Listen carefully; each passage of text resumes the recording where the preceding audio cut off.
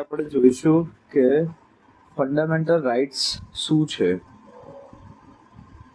ઘણી બધી વખત ફંડામેન્ટલ રાઇટ્સ ઘણી બધી વાર પૂછાતા હોય છે. એકચ્યુઅલી વાત એ છે કે જ્યારે બાય બોર્ન જે વસ્તુ ઇન્ડિયન સિટીઝનને મળે છે અને સમ of protection by state or by the constitution given to the non-Indian also, means foreigner also who are there in Indian territory.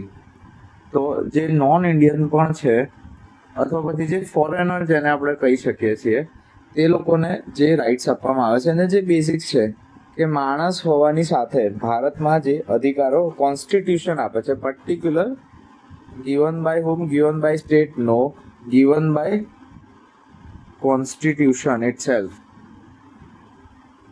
it called the fundamental rights. આ વસ્તુ ભારતીય બંધારણના પાર્ટ 3 માં આપેલી છે. આર્ટિકલ 12 થી લઈને 35 સુધીમાં આનો સમાવેશ થાય છે. At the time of the commencement of the constitution 1949 કે જ્યારે 26 નવેમ્બરે એના પર સાઇન કરવામાં આવી એ વખતે 7 ટોટલ ફંડામેન્ટલ, અહીંયા શોર્ટમાં લખું છું, ફંડામેન્ટલ રાઇટ્સ હતા. ઓકે, આજે એઝ ઓફ 2026ની વાત કરીએ મે, તો આજે આ ફંડામેન્ટલ રાઇટ્સ 6 થઈ ગયા છે. મતલબ જે એક ફંડામેન્ટલ રાઇટ છે એ રિપીલ કરવામાં આવ્યો છે. ઓકે, રિપીલ એટલે કે કાઢી નાખવામાં આવ્યો છે. તો હવે 6 ફંડામેન્ટલ રાઇટ્સ કયા કયા છે એક વખત એની પર નજર મારી લઈએ. ફર્સ્ટ છે right to equality. Okay, second છે right to freedom.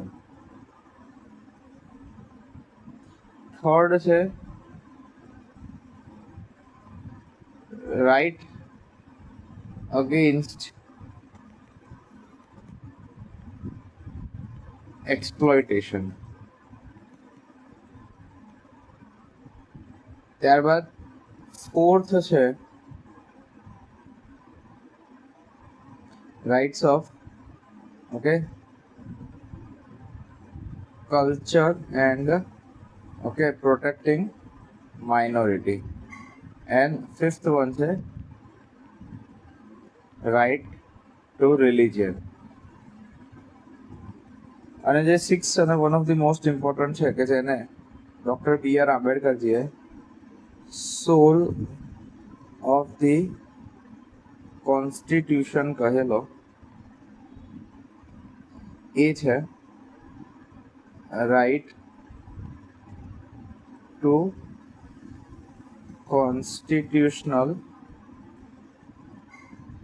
Remedies. Okay, right to constitutional remedies. Remedies એટલે કે ઇલાજ, બંધારણીય ઇલાજોનો અધિકાર. હવે 7મો જે આની પહેલા હતો એ શું હતો? તો જે 7th હતો એ હતો રાઇટ ટુ પ્રોપર્ટી. પણ હવે આ કોન્સ્ટિટ્યુશનલ રાઇટ ન રહેતા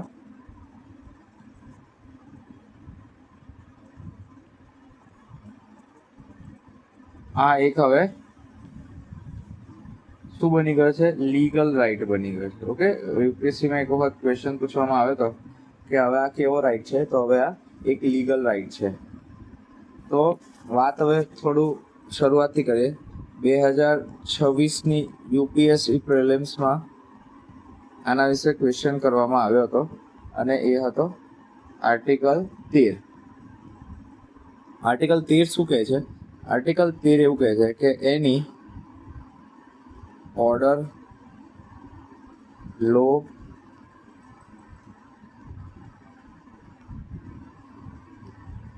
ઓર્ડિનેન્સ કે જે રાષ્ટ્રપતિ ડિક્લેર કરતા હોય છે. ઓર્ડિનેન્સ એટલે શું કે જ્યારે સરકાર નથી અથવા લોકસભા કાર્યરત નથી અને રાજ્યસભામાં ધારો કે જે પર્ટિક્યુલર સેશનમાં નથી તો હવે શું થશે કે રાષ્ટ્રપતિ ત્યારે ઓર્ડર આપી શકે છે જેને ઓર્ડિનન્સ કહેવાય છે, અને any kind of legislation, okay, notification,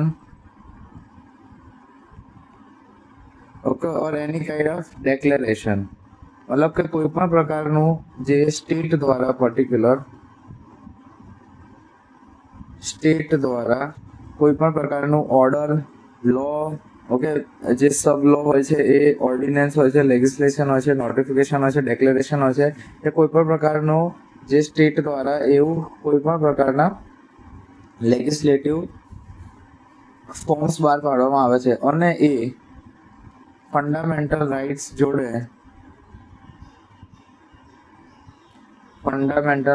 જોડે કોમ્પેટિબલ નથી અથવા પછી એ વાયોલેશન કરે છે કોનું, ફંડામેન્ટલ રાઇટ્સનું, તો એને ઓટોમેટિકલી એટલે જાતે એને તમે નલ એન્ડ વોઇડ ડિક્લેર થઈ જશે. હવે વાત એમ છે કે આપણે ત્યાં કોન્સ્ટિટ્યુશન પ્રમાણે દેશ ચાલે છે કે નહીં એનું ધ્યાન રાખવા માટે બે એન્ટિટી છે, એક છે પ્રેસિડેન્ટ અને બીજું છે, ઓકે, કોર્ટ, અથવા પછી જેને આપણે કહીશું, ઓકે, સુપ્રીમ કોર્ટ હોય છે, હાઈકોર્ટ હોય છે, અને અધર જે જ્યુડિશિયરી છે, ઓકે. તો એ જ્યુડિશિયરી પર જો પ્રેસિડેન્ટ છે ને એ પ્રોટેક્ટર છે, જ્યારે જ્યુડિશિયરી એ પ્રોટેક્ટર તો છે સાથે સાથે ઇન્ટરપ્રેટર પણ છે. ઇન્ટરપ્રેટરનો મતલબ શું થાય કે એકચ્યુઅલી સંવિધાનમાં શું લખેલું છે તે આપણને જ્યુડિશિયરી કહેશે અને જ્યુડિશિયરીનું કહેવું ફાઇનલ ગણાશે. તો આમાં શું કોઈ સંસદનો રોલ હોઈ શકે? ના. સંસદ એને અમેન્ડ કરી શકે છે અંડર ધી આર્ટિકલ 368, ઓકે. પણ અહીંયા આર્ટિકલ 13 એવું કહે છે કે કોઈ પણ પ્રકારનું સાહિત્ય કે જે સરકાર દ્વારા બહાર પાડવામાં આવે છે, સાહિત્યનો અહીંયા મારો કહેવાનો અર્થ છે કે કોઈ પણ પ્રકારના ઓર્ડર છે કે લેજિસ્લેટિવ ફોર્મ્સ છે કે જે આપણને એક ઇન્સ્ટ્રક્શન બહાર પાડવામાં આવે છે અને એ જો આપણા ફંડામેન્ટલ રાઇટ્સ સાથે કમ્પેટેબલ નથી તો એ ઓટોમેટિકલી નલ અને વોઇડ ડિક્લેર થશે. અને આની ઉપર મોહર કોણ લગાવશે? તો જ્યુડિશિયરી લગાવશે, જસ્ટ બીકોઝ એ એનું ઇન્ટરપ્રેટર છે, ઓકે. તો આ સાથે આપણે આજ સુધી અહીં રાખીએ છીએ. મળીશું આગલા વીકમાં આર્ટિકલ 12 લઈને આર્ટિકલ 35 આપણે બ્રોડલી જોઈશું, ઓકે. ધન્યવાદ.